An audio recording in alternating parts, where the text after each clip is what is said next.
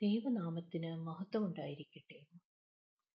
വലിയ നോമ്പിന്റെ ഈ കാലത്ത് അല്പനേരത്തെ ചിന്തയ്ക്കായി വിശുദ്ധ മത്തായി ശ്ലീഹ എഴുതിയ സുവിശേഷം 7-ാം അധ്യായം 13-14 വാക്യങ്ങൾ. ഇടുക്കുവാതിലൂടെ അകത്ത് കടപ്പീൻ, നാശത്തിലേക്ക് പോകുന്ന വാതിൽ വീതിയുള്ളതും വഴി വിശാലവും, അതിൽ കൂടി കടക്കുന്നവർ അനേകരുമാകുന്നു. ജീവങ്കിലേക്ക് പോകുന്ന വാതിൽ ഇടുക്കവും വഴി ഞെരുക്കവുമുള്ളത്, അത് കണ്ടെത്തുന്നവർ ചുരുക്കമത്രേ. നമ്മുടെ പ്രായോഗിക ക്രൈസ്തവ ജീവിതത്തെ എപ്പോഴും വെല്ലുവിളിക്കുന്ന വാക്യങ്ങളാണിത്. പൗരസ്ത്യ പിതാവായ സെയിന്റ് ജോൺ ക്രിസോസ്റ്റം വിശാലമായ വാതിലിനെ പറ്റി ഇപ്രകാരം പറയുന്നു: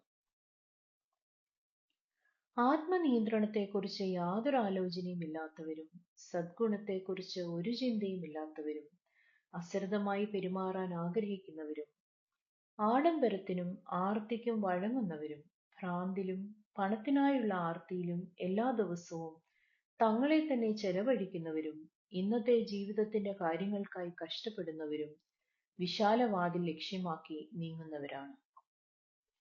ഈ ലോകത്തിലെ സുഖങ്ങൾക്കായി പരിശ്രമിക്കുന്നത് സന്തോഷവും സംതൃപ്തിയും നൽകുമെന്ന് പലരും കരുതുന്നു.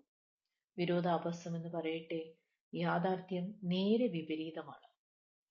ക്രിസ്തു ഇപ്രകാരം പറയുന്നു: സകല ദ്രവ്യാഗ്രഹവും സൂക്ഷിച്ച് ഒഴിഞ്ഞുകൊള്ളുവീൻ. ഒരുത്തന് സമൃദ്ധി ഉണ്ടായാലും അവന്റെ വസ്തുവകയല്ല അവന്റെ ജീവന് ആധാരമായിരിക്കുന്നത്. എന്താണ് ആ ഇടുക്കുവാതിൽ?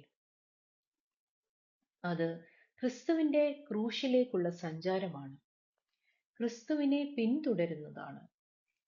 ശത്രുവിനെ പോലും സ്നേഹിക്കുകയും കൈക്കൊള്ളുകയും ചെയ്യുന്ന സ്നേഹം, അയൽക്കാരനെ തന്നെ പോലെ തന്നെ സ്നേഹിക്കുന്ന സ്നേഹം, മരിച്ചവരെ ഉയർപ്പിക്കുന്ന, രോഗികളെ സൗഖ്യമാക്കുന്ന സ്നേഹം, സമൂഹത്തിലെ അനീതിക്കെതിരെ ശബ്ദമുയർത്തുകയും സമൂഹത്തിൽ ശബ്ദമില്ലാത്തവർക്കൊപ്പം നിൽക്കുകയും ചെയ്യുന്ന സ്നേഹം, സ്വർഗീയ ഉന്നതി വെടിഞ്ഞ് മനുഷ്യനായി മരണത്തോളം, ക്രൂശിലെ മരണത്തോളം തന്നെ തന്നെ താഴ്ത്തിയ ക്രിസ്തു ജീവിതത്തെയാണ് നാം എപ്പോഴും ഓർക്കേണ്ടത്, മനസ്സിലാക്കേണ്ടത്. അതാണ് നാം പിന്തുടരേണ്ടത്. ആ പാത നാം പിന്തുടരുമ്പോൾ അത് ഇടുങ്ങിയതും വൈഷമ്യം നിറഞ്ഞതുമായി അനുഭവപ്പെടും. ഇടുങ്ങിയതെങ്കിലും ഈ ലോകത്തിലും വരുവാനുള്ള ലോകത്തിലും അത് ജീവങ്കിലേക്കും നിത്യജീവങ്കിലേക്കും നടത്തുന്ന പാതയും വാതിലുമാകുന്നു. വിശാലമാം നാശവഴിയെ ആളനേകം പോകുമ്പോൾ ജീവങ്കിലേക്കെത്തുന്ന ഇടുക്കുവഴി കണ്ടെത്താൻ, വഴി സത്യ ജീവനുമാം നിന്നുടെ ക്രൂശിങ്കലെത്താൻ ഈ നോമ്പാൽ നീ തുണയ്ക്ക, മാർഗം തുറന്നോൻ മിശിഹാ.